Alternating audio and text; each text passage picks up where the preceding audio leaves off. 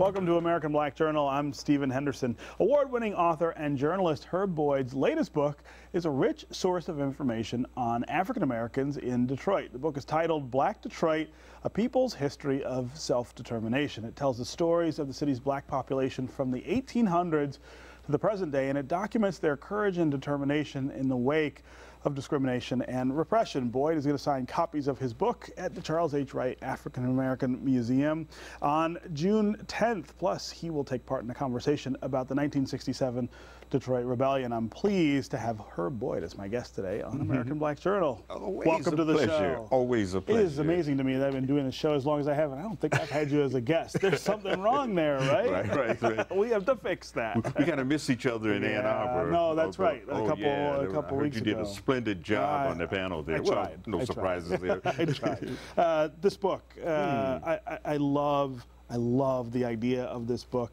partially because I think when we talk about Black Detroit today, yes, people think of it in very modern terms. And if they think about history at all, they think of the Great Migration, which of course brought black people to the city in far greater numbers than before. Sure. But nobody looks back to the 1800s. I mean, you know, black people have been a part of the city for a much longer time than that. Much longer. You do a really, I think, you know, great excavation of all of that, the rich history going back much further.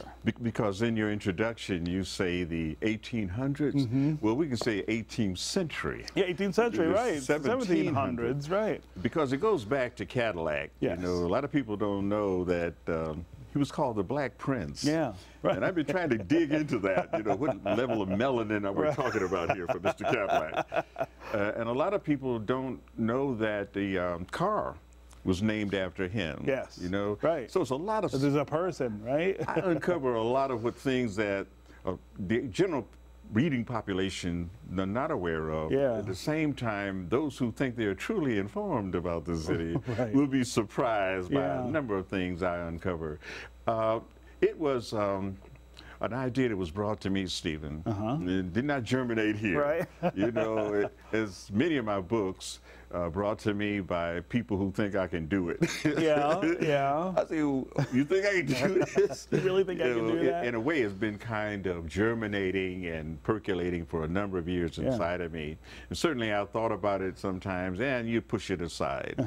But finally, 3 women in particular, you know, talk to me. Of course, my wife is my companion, and she works hard as I do on these projects. And my agent is just absolutely peerless in what she does, and that's Marie Brown. And of course, the editor, Tracy Sherrard. Tracy's out of Flint, but she's moved right on up in the ranks of the industry, and she's just a remarkable editor. So with that kind of team, you know, how you going to fail? Right? I can't fail with that, you know. And then it's growing. The team is growing too, because a number of others have volunteered their time because they believe so fervently and passionately in the project. And that's probably one of the most encouraging things, when you can get some of these top professionals who can command top dollars, and they're willing to kind of, look here, I'm going to help you out on this. Because it's an welcome to the Gilchrist experience. Truly today, this is my brother. My brother. I thought I entered somebody else to do all the work there. It was such a beautiful presentation. I thought I'd give you your props on that one. But that's the way we all see you, man. You're a master of all trades. I mean, we turn around, you know, this and that. I mean, and then you're a regular brother too. You know? I think I got a couple guys who can attest to that. You know what I mean? For real. But this is your homeland. This is where you raised. I mean, originally Alabama. You came here at 4, but I thought you were from Harlem. See? Anywhere I hang my kufi is home. You know what? I really want to hear about this guy, Cadillac.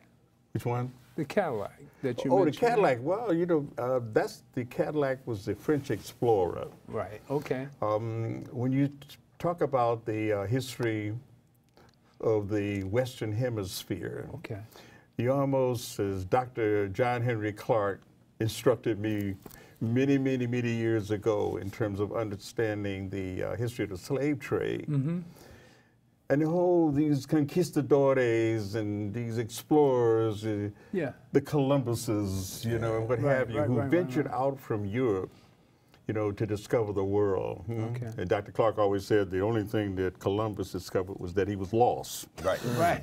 He was lost.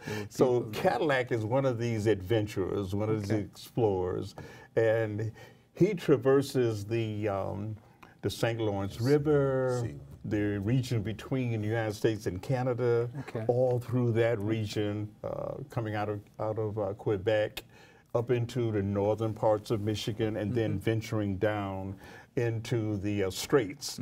Detroit is a French word. It means strait in French. The Straits is a narrow strip of waterway between Canada and the United States, and he was one of the first Europeans to go down that strait and set up his post right there on a bluff that overlooks the river that became Fort Pontchartrain. And later on, it's going to be a fabulous hotel. And so these names, you know, that are generated early in Detroit's history, like a Pontiac, for example. Pontiac is a great chief, Indian, Native American chief. People didn't know that. You know, they know Cadillac was this French explorer. And the Pontchartrain was really, the Count Pontchartrain was a sponsor of Cadillac. And the opening chapter is called like the Black Prince. And I was curious about that myself and did some research and discovered that he had a trace of melanin. Only a trace.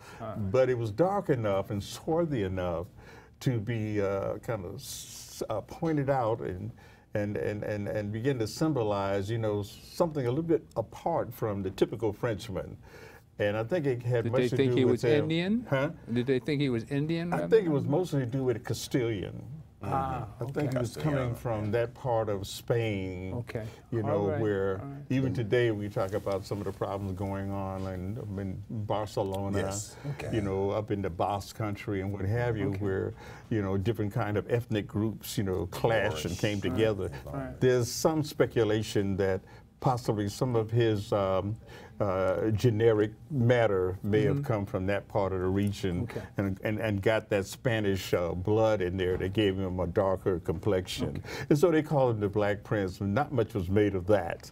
But then, you know, establishing himself there, he was only around about 4 or 5 years in that region, and then he was dispatched to New Orleans.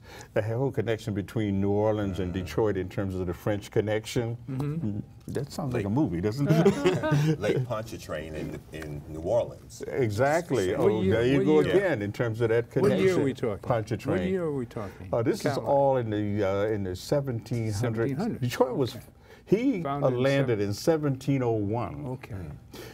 And that's where I pick up my story. So it's 1701 all the way down to the moment. So it's virtually 300 years of Detroit's history.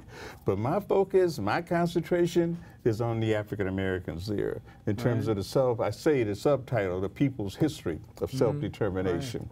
By that I mean Winston overcoming the challenges and the obstacles they face as a people. And of course we can talk about racism, we can talk about the restricted covenants, you can talk about the whole housing struggles we had there, the job opportunity that was denied us. So we had a number of struggles from education, in terms of the church, you know, even going to, a lot of people don't think of Detroit as being a slave town, but it was a slave city. You know, it's slavery just like here in New York City. You know, we had more slaves at one time in New York than they had in the Carolinas. This is a place. And there was struggle there. A good piece in the book, The Black Abolitionists. Exactly. Where you learn about us fighting back and coming to the aid of a family. Exactly. A family, and they put all themselves at jeopardy, and it was that was refreshing to read, all of those kind of struggles. Oh yeah, the Blackburn, you talk about Lucy or Ruthie, the whole Blackburn affair is, this is these two runaway fugitive slaves from out of Louisville, Kentucky, and they arrive in Detroit in the 1830s, and they think they've reached the sanctuary and a safe haven, and discovered these bounty hunters, these slave catchers were always on your trail. Right. And eventually they ended up being apprehended. And but the community, the town say, ain't no way in the world this is going to go down. As Brother Leroy says, some struggle occurs there to rescue them from the class, you know, of these slave catchers. Right. And out of that, kind of a melee, a skirmish occurs. Some shots are fired. Right. Sheriff is hit upside the head, and eventually he dies, you know. But out of that particular struggle, Detroit's first riot occurs, you might say. And we're going to have a number of these kind of either riots, insurrections, or rebellions, you know, over the years, right down to the one that probably is most discussed, 1967 rebellion. Right. So it's kind of like chronicling. I do kind of an episodic approach, that each decade in Detroit's history, there's a particular moment, kind of a signal moment that you can focus on, and then use that as a hub, and kind of radiating from that hub are all these here spokes that indicate the social, cultural, economic, spiritual, religious, music, work, what have you. All those different elements can be woven into each decade, but it's always like a central moment. You know, usually when you talk about a riot or a rebellion or insurrection, that's usually a pretty hot topic, isn't it? Oh, yeah. You can't get around that one. But what caused conflict, you know. What brought it right. to the boiling point is to the boiling key point. thing. They It's always always, talk about, you know, the black people acting up again, but what precipitated, what created what fanned the fuel and brought it to that point? And that's what you go into, even where, you know, you talk about black men and their unemployment, but as different immigrant groups came in, black men were being displaced in the labor market. Oh, yes. And you talk about the different craftsmen, the iron steel workers, Oh, my goodness, yes. the carpenters, the plumbers. All the black men that were working found themselves, for a lot of times, unemployed as various immigrant groups came into Detroit. And that's something that we really have to consider, the fact that we built a lot of places. Gentrification, you sustained an area, and other people come in, and you're being pushed out. Each one of the early, or even 1967, has the kind of socioeconomic aspects, you know, embedded as a kind of a catalyst or something that ignites and fuels this year's struggle, the tension. If you go back to 1833, it was less to do with job at that point, but when you start moving into the 20th century, that's when it becomes critical in terms of, particularly like Detroit was like a terminal. And we have the fugitive slaves, you know, using the Underground Railroad. I didn't know it went to Detroit. Right. I didn't know it. Well, It's the closest thing to Canada. To Canada. But I It's almost found that like a out from reading the book. but Graham, it's like a straight line migration from Mississippi, Alabama, Georgia to Detroit. It's like a poof, straight line. And we can trace a number of African Americans who followed that particular trajectory from out of Alabama. Coleman Young, Tuscaloosa. Coleman Young was from Alabama. He was born in Tuscaloosa. And he came, his family was one of the important families in Black Bottom. I mean, it's just so much, you know, you try to get your arms around all these different things, but Graham, you make a good point in terms of the whole competition for jobs. Because during the Civil War, we're going to have a major riot in the city of Detroit. Very similar to the draft riots that we had here. 1863. We talk about there. We're talking what year again? 1863. 1863. Okay. You know, the draft riots. Well, they had them in Detroit too at the same time for almost the same reasons in terms of the competition of jobs, because once the war breaks out, a number of the white workers are conscripted. You know, Lincoln, you know, made this call, and suddenly they're taken off the job. As soon as they leave the job, a black man come in and take that job, who customarily had been like, boom, denied that opportunity, but suddenly now you need this here call for workers, and so the black opportunity jump, boom, they're right in there.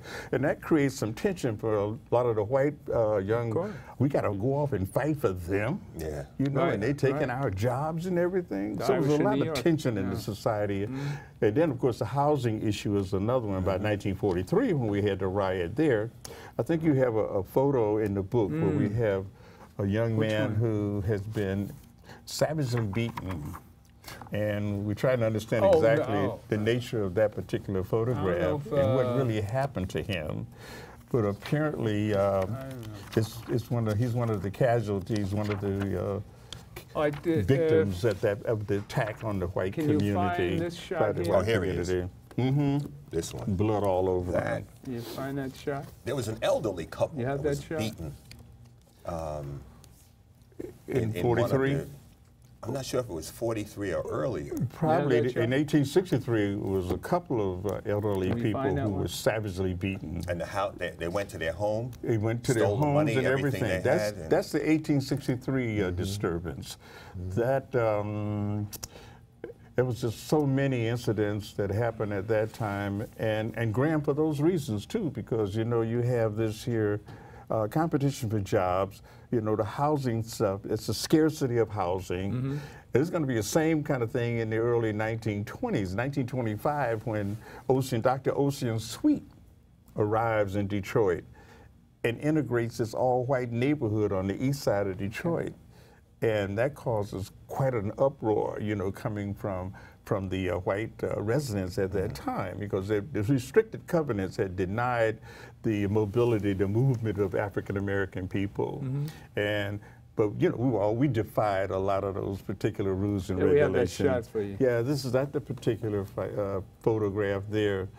And you look at the expressions on these white men who are either rescuing him from further beating what it looks like. or were involved in it. You know, it's hard. I was trying to get some history and background on it. 1943. That looks like a 43. trophy. A trophy. Yeah, but it's whatever the situation is, we know who the victim is. Disgusted with it. We know who the victim is at this point. So it was a lot. That was started by a rumor. In 1943 here in Harlem, we had a similar situation that broke out because of a rumor, a false one. We might say fake news back in that day. The police beat up a army, a soldier. Exactly. That was like, the word got out that the black man a white man had thrown a black baby into the Detroit River. Oh, wow. But there was disturbances going on at that time between the black and white gangs. But how true was it? It was not true. That's what I say. It was like a false rumor. The same thing had happened with the Hotel Braddock, you know, here in Harlem. Yeah. That kind of stimulated that kind of uprising, you know, where black people. But there's always some tension brewing out there, and all you need is just one little incident to ignite it. You know, because the simmering discord, you know, that goes on between the black and white community, mostly to do with police brutality. And historically, Detroit was not at all dissimilar to what's happening in other urban areas where the police have been pretty much the guardians of property. And in any time you have a black person that steps out of line, as they would see it, you know, you move beyond the boundaries of our disciplining you, then they have a very severe way of dealing with you. Detroit just had one incident after another. Until at last, you know, people said, we're not going to take it anymore. So it's the whole, you know, the fight back. So the fight back element, the self-determination, is a theme that I kind of stick with, no matter where you are with the African American community, whether it's in education.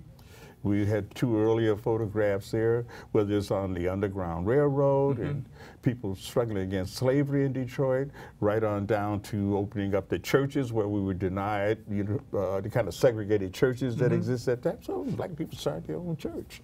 Go to just, you touched on the churches, and the Black Madonna comes to mind.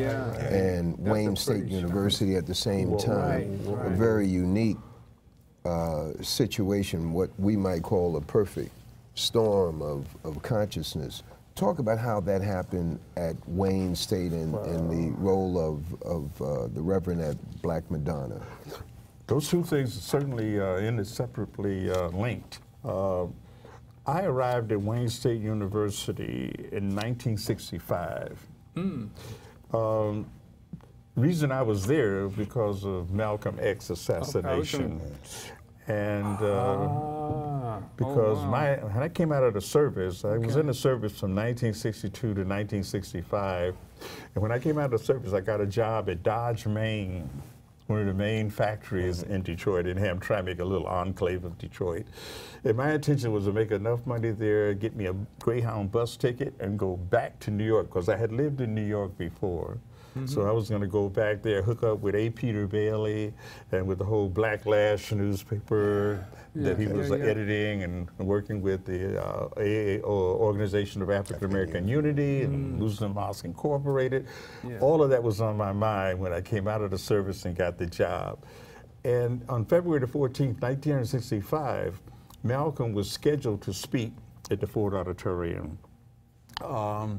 I was working the graveyard shift, the midnight shift at that time. His house was firebombed about 2 or 3 o'clock in the morning in East Elmhurst. He was able to just salvage what he had on. This is, I mean, February the 14th, 1965, 9 o'clock in the morning, he's on a plane leaving New York, going to Detroit. Honoring his obligation. Can I do this? Sure. I'm going to play that piece. Why don't you? I just so happened I was saving this for you. You bring it but up. you actually introduced it. Play the Malcolm piece. Well, okay. This is the Ballad of the Bullet. Oh, yeah, Ballad of the Bullet. That's a great one.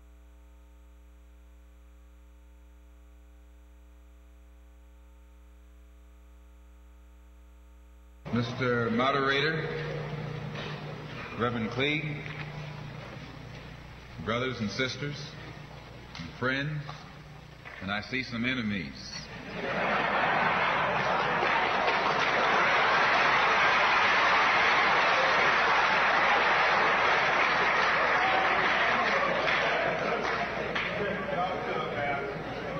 In fact, I think we'd be fooling ourselves if we had an audience this large and didn't realize that there were some enemies present.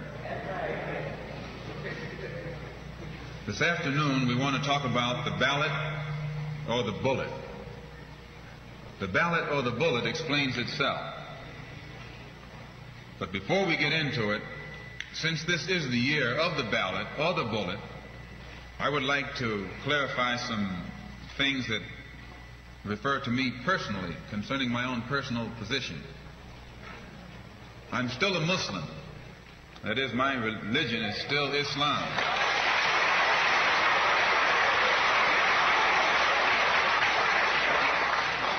My religion is still Islam. I still credit Mr. Muhammad for what I know and what I am. He's the one who opened my eyes. And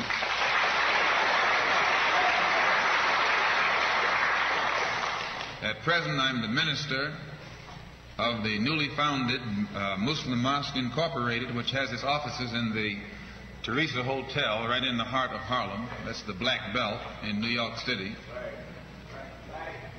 And when we realize that Adam Clayton Powell is a Christian minister, he has the Abyssinia Baptist Church, but at the same time he's more famous for his political struggling.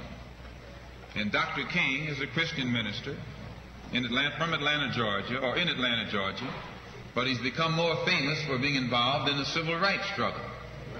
There's another in New York, Reverend Galamison. I don't know if you've heard of him out here. He's a Christian minister from Brooklyn, but has become famous for his fight against the segregated school system in Brooklyn. Reverend Cleage, right here, is a Christian minister here in Detroit. He's the head of the Freedom Now Party. All of these are Christian ministers.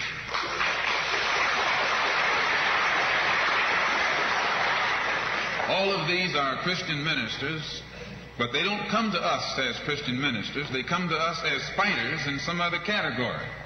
I'm a Muslim minister. The same as they are Christian ministers, I'm a Muslim minister. And I don't believe in fighting today in any one front, but on all fronts.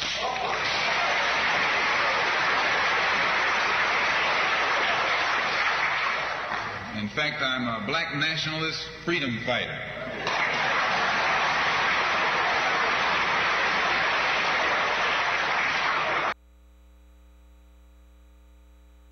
I love that. Now, this is my hero. I mean, our hero. I mean, Indeed, this yes. man really fought the real fight.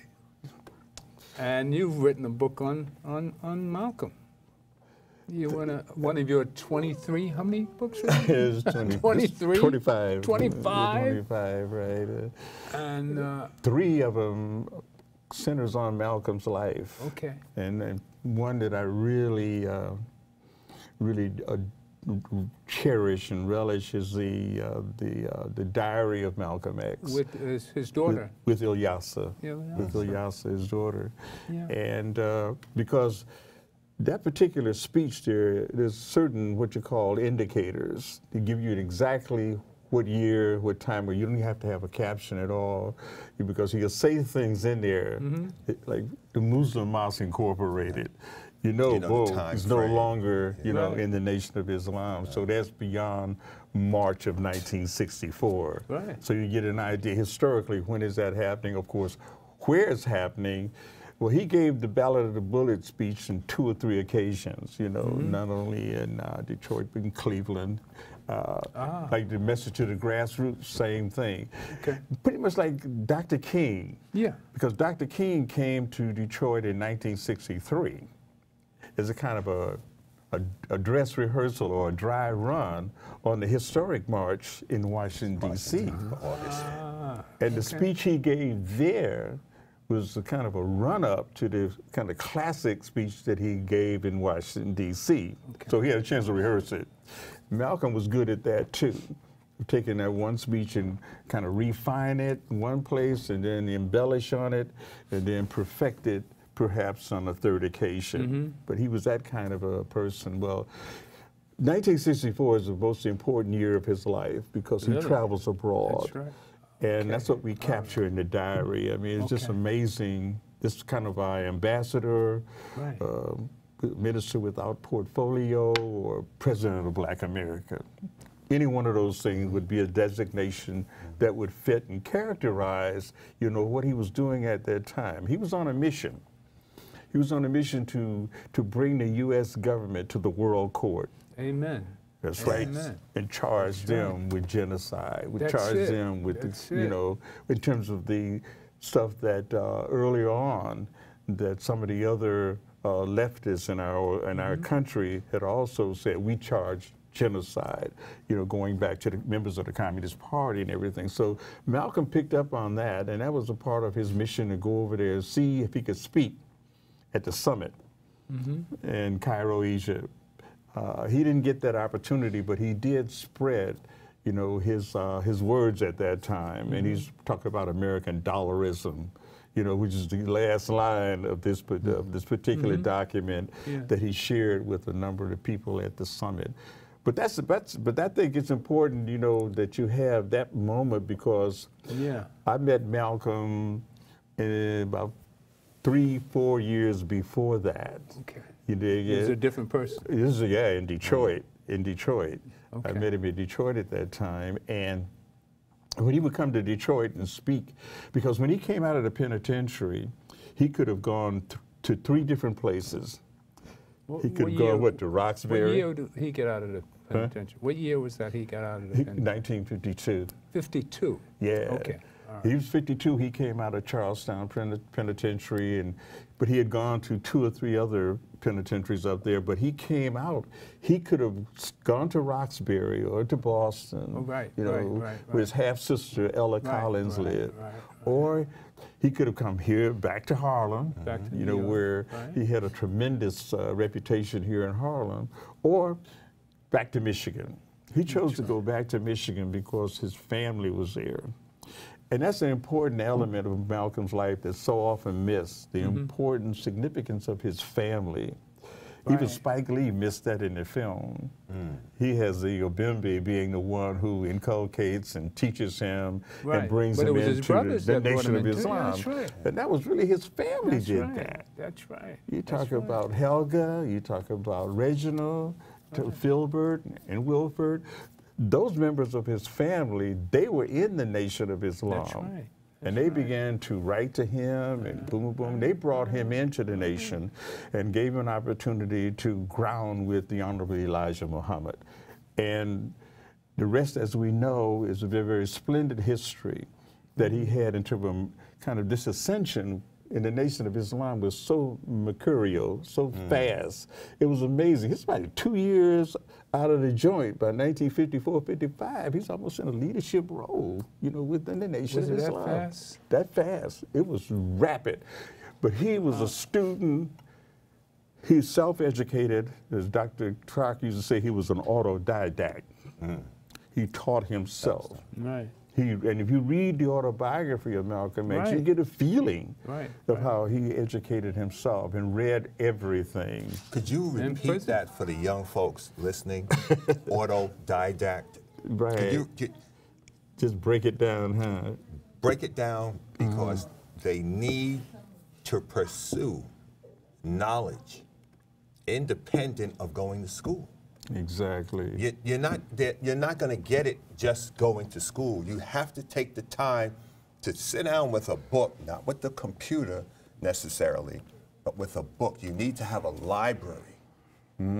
Because they can play with the computer. They can change anything they want on the computer and give it to you. But if you have the hard copy, you can go back and research. But that autodidact, we have to have a desire to know, to learn. We've got to have that. And you can go to the computer and have this book here read to you. You can actually put the earplugs in and go page by page. There's an audio version of this book. That's what I'm saying. Yes, right. It's an audio version. And you can double check and make sure what is coming out of the computer is what's on the printed page. And it's an interesting way to read a book. Oh, yeah, I think so. I mean, it kind of helps you in terms of pronunciation. Right. If you kind of plugged in, you can follow right along. And then, I mean, they're moving more and more. They have a video version of it. So you can begin to capture all of the photographs in here and have those synchronized with certain chapters and passages or incidents and episodes. So then they have a visual, element added to the audio as well as, what they're picking up on their own in terms of reading. But that's important, Graham, because there's only 3 ways you're going to get that kind of information is that in the home, Malcolm got it from his family, right? They helped him along. That's I mean, he was, obviously he had that kind of desire and aspirations to teach himself, he was a caged tiger. Right. Because you understand the energy that Malcolm had when he was not in the joint. He was everywhere. He was like, selling, he was on the train, he was working on the train. He'd come back, he'd work all night. He'd be hanging out at Small's Paradise. He'd be at the Savoy Ballroom. He'd be, he's all over the place. So once you contain all that energy and restrict it, it forces him into a whole different kind of mode of operation. And that's where he got me meeting the whole debate societies that went on inside of the penitentiary. He was fascinated by that. But you have to understand his father. Who was his father? Who was his mother? Garveyite. Who was the sibling? They grounded him, because they were Garveyites, exactly, So he had some kind of guidance very early in his life. It was just a matter of getting an opportunity to do that and not be distracted by all these other kind of inducements and to sell drugs and to be a pimp or anything like that. Now you're caged. That's your resort. Go to the book. How sensitive do you think Malcolm was about his mother being in the sanitarium that she was in? Well, that was, that had to. Oh, no doubt. That really had to tear him apart. Well, even your father, being killed violently taken from you and having uncles too. And the houses, 2 houses being burned down. I mean, all of this is very traumatic. And you can see it happening almost from one generation to another in the family. how the family is traumatized, you know, by Earl's death, Right. about the mother's, you know, institutionalization, down to looking at some uncles Because she was paranoid. Huh? She was paranoid because That's she right. thought they No were going to doubt come about after it. the But you see, that's what family. trauma, and this is a, This is part of excuse the me for trauma. interrupting, The you know, stress. the stress, they talk about terrorism today. Domestic terrorism. We know, What our domestic people terrorism know about terrorism. real. It's not a Muslim coming from the Middle East. It's the Americans who were here in this country that terrorized the indigenous people. That's right. And then terrorized our people for so many years. And when you go through trauma, we know this from psychological studies in law enforcement, what happens to the human mind as a result of trauma. You either, your brain shuts down, you lose it, you can go blind from trauma. Because what you saw was so horrific, you don't want to see anything else, and your brain will shut down. There's nothing wrong with your eyes, but your brain will shut down. In Frantz Fanon's book, Wretched of the Earth, or Dying Colonialism, or White Skinned Black Man. Wretched of the Earth, I think it was in that one, he says, when the French invaded Algiers, the women ceased to have menstrual cycles because of the trauma that they were going through as a result of the invasion of their homeland. And we need to understand that that trauma is carrying over from generation to generation in varied behavioral patterns in our people.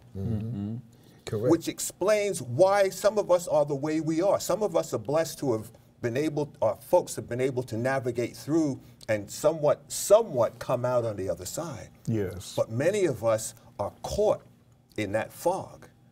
And we're categorized as attention deficit, bipolar, you know, sociopathic, you know, whatever they want, whatever name the white culture wants to put on us, but not identifying the cause of the matter. And it's something that really has to be looked at. I know it. In terms of, how do you, go ahead, Brother Leroy. It has been looked at, but we don't see that kind of information. And We're looking at it now. a couple of weeks ago, in the Sunday Review section of the New York Times, it had an article in there written by a doctor. I believe he's out of Massachusetts. His name might be Cobbs. And the headline dealt with trauma. Right. It dealt with how we carry the trauma. Right. And my mind went to stop and frisk. Stop and frisk Yeah. is Absolutely. not just an action, Absolutely. but it is an aggressive move against the community. And when you have millions of people, it could have been repetitive, but stopped and frisked, Right. you're dealing with a lot of mental upset. And as you were pointing out, whatever kind of categorization they want to put on us, attention deficit disorder and that sort of thing, there's a pill, a so-called medication that's given behind that, and then we see our young people walking the streets talking to themselves. Man. And these are warriors. These are the Malcolms that they don't want to see come forward. Give it a name. This is not no joke. We are living in the time of King Herod. Getting the firstborn of a generation of fearless black men and women. Now, speaking on stress, go to stress. Go to stress. And show how that parallels with the tactical police force operation in New York. Exactly. And then, because we're dealing with time, we want to go to some heroes in that story. I call them heroes. Anybody black who fights back is a hero. Like attorney Ken Cockrell. Ken Cockrell. Right? Oh, right. He's like an Aesop fable kind of thing. Now go to stress.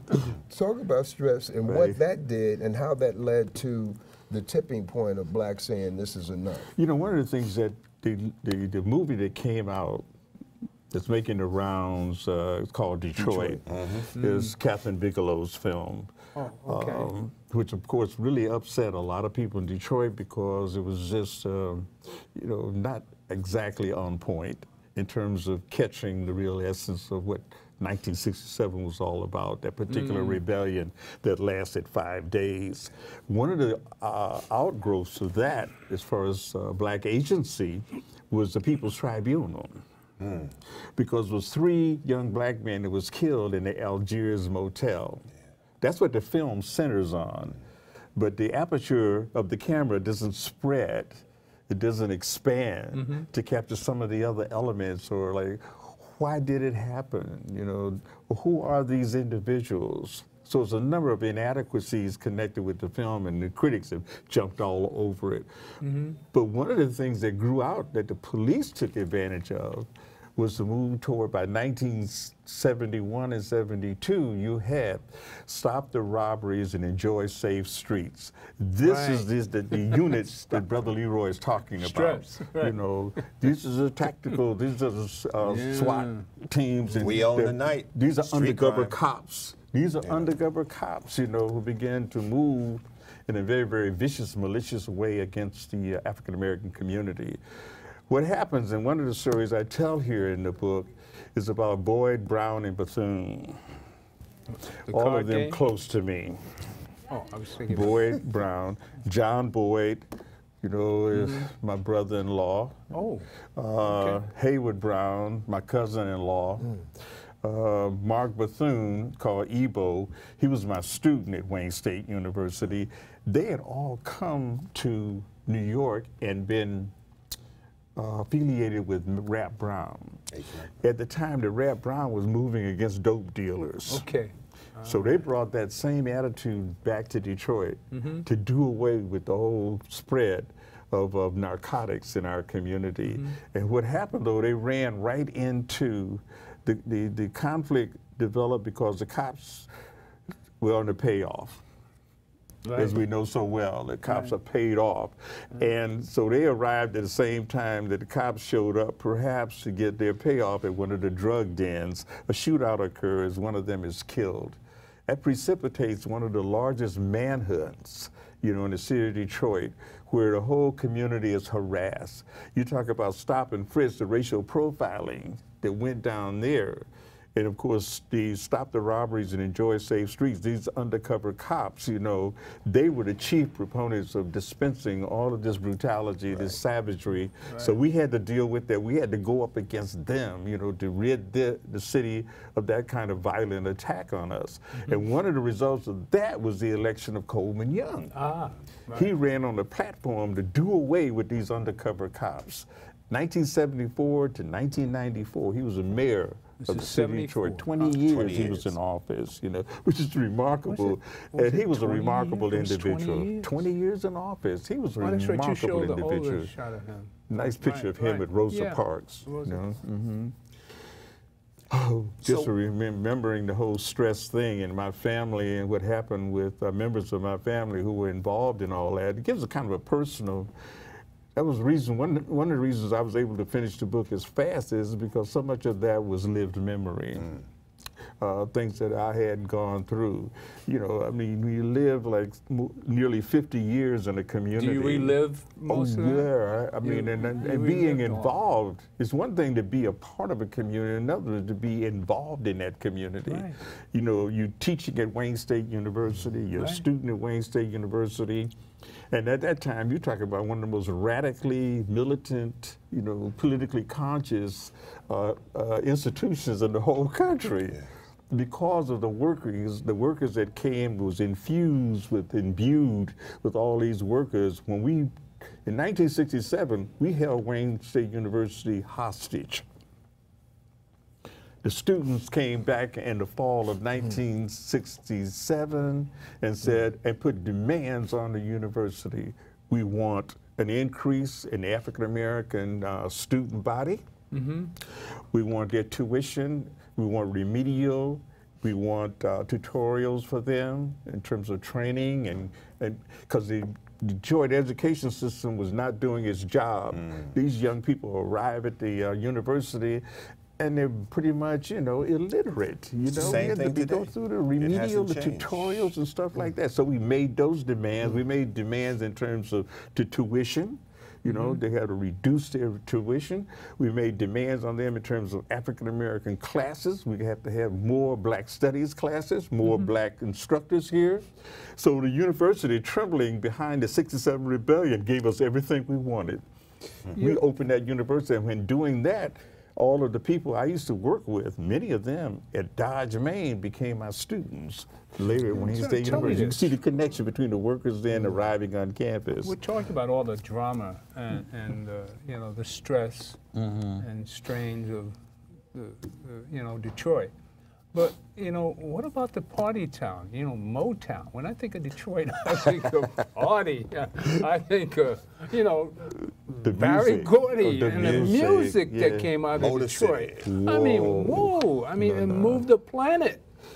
The music that came out of Detroit moved the planet. You know, at one time, that's what interesting. What year was Marvin Gaye? What's going on? This is all 67, 68, 69. Yeah.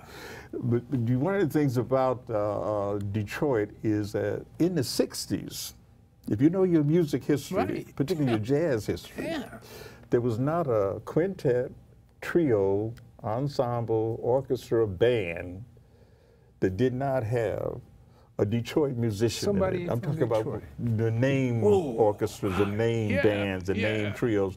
Think about it for a moment. No matter which one you want to talk about, it probably had a Detroiter there. If it was Miles Davis, you probably had Paul Chambers, you know, in terms on the bass. Paul Chambers from Detroit? On and on. My mother was in love with Illinois Chicago. Is that right? Oh man, she loved that. Well, that's what I'm saying So in terms of. What do you see in that? I see in that that's the numbers. What do you see in that piece? I think I see in there is a certain kind of it was a cultural cauldron, and what happens is that Berry Gordy comes along and he recognizes this here whole multitude of talented musicians, but they need to be organized and put into an assembly line thing, as he had learned at Ford Motor Company. And we can manufacture and produce our own music. I think self-determination is the key word, though. You know, we will do for self. And we know the history of that phrase, don't we? Going all the way back to Booker T. Washington and Elijah Muhammad and Marcus Garvey. Do for self. And that's essentially what happened. The black entrepreneurial spirit is one of the things that harnesses all of this energy and talent that exists in the city. Not that Berry Gordy was the first, but he did it probably most effectively, because he came at a time where somebody like a Smokey Robinson could be right there with him. And the genius of Smokey Robinson is, I mean, we could spend a whole hour talking about Smokey, because he was absolute genius. You know? You mentioned Gordy's wife and the not getting the kind of recognition that. You know, talk about that in terms of the ascendancy. Well, I think the whole, again, when we talk about Malcolm, we was talking about the family, right? When you talk about Berry Gordy, you got to keep it in the context of his family. His father, for example, you know, in terms of giving and inculcating this here old idea of being an entrepreneur, opening your own business. His father was a contractor. That's his dad. That's his dad. So that spirit of independence. That's right. The independence is there. The kind of doing for self, having your own business. He got that from the father. What sort of contractor? And of course, then later on, you got sisters around you, like a Esther. I mean, or you could talk about, you know, some of the even the next generation who pick up that same kind of spirit. The significance of the woman saying, "You can do it, honey. Go ahead." That's right. The women, that's true. No matter where you look, you need to back up. The black woman, even here in New York, we talk about it in terms of Pickford Mary. Oh, brother! But you talk about it in your C.J. Walker. But you talk about it in your own situation in the opening here about your backup, who was helping you do all this. That's your where wife? I come from. You know, nothing but powerful women in back of me. That's it. And it can't be done, because I have it like what I call a team. A team in terms of who they were as a Tracy Sherrard. That's a T. E as Elsa. A can be Amber. And of course, the M is Marie. Team. That's my team. And those women are they're absolutely indispensable in terms of any success I have from this here product, because they coaxed me into it, and then they ensured that it happened, and now they're part of the whole promotion. My wife is like my business manager on this. I mean, we get calls every day to be somewhere to talk about this book. And one of the things about this, what I like to see happen is that other communities do the same thing. There's a book coming out by Abdullah Kalimat called Black Toledo. Mark Whitaker has a book out called Smoketown about blacks in Pittsburgh. That we need like Black New Orleans and Black Atlanta and Black. We used to have like books like Philadelphia Negro 1903 that Du Bois did, or Black Metropolis in Chicago, Horace Caton and St. Clair Drake. How about you know Black what New they York? did, but we need to have it because those what you call you know, these are the elements, the parts of the tapestry, the tableau, you know, of the African American experience that you have to put it all together to get an understanding of the total experience we've had as a people in this country. Can we do one about New York? Huh? Can we do one about New York? We got to have Black New York. That's about that thick. Black Harlem, yeah, it's coming. It's coming. And him and I come out of the same hood there. Oh, we come from the Sugar Bowl on 39th Street. Remember the Sugar Bowl? And the Rooster and all that, that one block there? Well, you get the point, though. All right. I had a professor at City College years ago, Dr. Claude Borromée. Smartest black man I had ever met. And he said, in the study of history, no incident is separate and apart from everything else that's going on. It's the pond. The pebble is dropped there, the ripple effect is there. The ramifications are deep. And I'm sure if you did Black New York, Black Detroit, Black Philadelphia, Black Chicago, Black New Orleans, and you put the books together, you would notice that major incidents, positive or negative, all correspond at the same time. The ebb and flow of the black community, whether it's in New York or Cleveland or Atlanta, what is going on globally and nationally is affecting those areas simultaneously. And the people are responding with sympathetic resonance in that if there are two pianos in a room and I hit C on this piano, C on that piano on the other side of the room will vibrate. That sympathetic resonance. And that's the way our people are. Remember back in the 60s, I was away that summer, I was working upstate. So I wasn't up on the news. Like, who's A-Trap Brown? Who's this one? What happened? I come home, all these riots have been going on. One after the other, there's an uprising of the people in 1967. So the oppression that's been going on nationally brought everything to a boil across the country. So the response of the people, and this is where the dominant culture needs to really wake up. When you see this happening in so many places at the same time, there's a cause. This is the effect, but there's a cause. Don't you think that you're the cause of the problem? I remember in your book you talked about the housing, and white people were paying $30 rent, and they were charging black people $50 rent in housing that was far more inferior. Artisans can't work because the white people are taking their jobs now. And then again, do for self. Black people open their own businesses to sustain themselves. And we have to go back to that. We have too many Targets, CVS's, and all this other stuff, Home Depot. The mom and pop business has been destroyed. And we missed it, Martin missed it, because we don't need to sit down with this one or that one to have a hamburger. You need to be in control of your finances and how your monies are moved through the society. And when your Peg Leg Bates lost his business because of integration. Negroes stopped going to Cahonkson, New York, but they would go to Ellenville to the Nevele because they couldn't go to the Nevele before. So Peg Leg, who helped and sustained black people by giving them a decent place to have a vacation in the Catskills, as soon as integration started, Negroes ran away from him and went over to the very people that had shunned them before.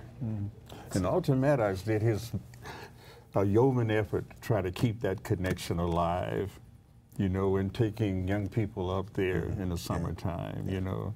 But the point, that's a good point, Graham, because when I go around to different cities And the focus here is Black Detroit. People say, well, what does that mean? I'm here in Chicago, you know? Yeah. Why should I be interested in Black Detroit?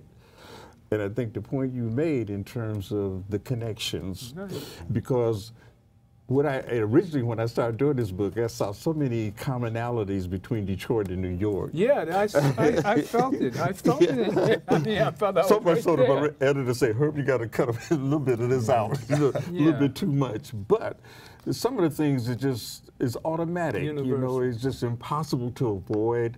The ramifications, the incidents, the circumstances, the socioeconomic situations are so similar. Yeah. You know, I mean, you talk about the migration. Well, Chicago had a tremendous influx of people coming out of the South in the 1920s. The dynamic that happened in Detroit was because of Henry Ford. That's right. That $5 a day, you know, boom, that was a tremendous inducement. Also connected with that is the kind of we talk about push and pull aspects of the pull would be a Henry Ford, but the push would be the Ku Klux Klan. The push would be Jim Crow. The push would be the boll weevil. Yeah. The push would be like a soil that don't give back. Cotton. You dig it? So Didn't you have more Klansmen in Michigan than you had in the South at one time? sometimes, oh yeah. In the 20s and 30s? No doubt, no doubt. Okay. And a third of the U.S. Congress in the 1930s was Klansmen. Yeah. Yeah, well, that's you know, in terms of looking at the whole historical, you know, chronology of Black people in this country, the whole Reconstruction period, you know, Detroit had a similar kind of, you know, in terms of a Gilded Age and a Reconstruction period, a Harlem Renaissance, you know. All of that occurred in different communities. We had it. It was just probably a little bit more prominent in one community as opposed to another. Chicago had a tremendous influx of these so-called blues people, these fugitive runaway slaves that arrived there. Look at, what's the other one? Gary, Indiana. Yeah. The steel workers that arrived in Gary, Indiana, they all came as a result of the kind of the pushing out of the South. You dig it? Going back to Indiana. Going back to Gary, Indiana. You dig it? As we about to close, I'm only looking at the monitor for the viewing audience. Sure. Your book actually is a blueprint for me as to how it would be done for a Black Bed-Stuy or Black New York, et cetera, because the way you've done the research, and then it's backed up with the footnotes in the back, which gives the opportunity for the reader to go further into the subject. And you provide that very well, and it's an easy read. It's not difficult. It's not beyond. Really interesting. And Coleman Young is another conversation, and the Crockett's, Gentlemen, and this Kenneth Cockrell. We're going to have to do it. No, we don't want to stop. Okay, chapter 4 now. You know, it's always a pleasure having you. Oh, it's a pleasure to be with all my partners here, right? And I brought the gang together so we can really have a homecoming for you. For the holiday coming up, amen. I can't beat this one. To everyone, Merry Christmas, Happy Kwanzaa, Kwanzaa, whatever, whichever way you go. But Up with always, the Jesus, God in down me with loves the Santa. God in you. And stay tuned for more of the Gilchrist experience. And thank you for coming. The Gilchrist Power to the people. Right. God bless. The Gilchrist experience. Amen.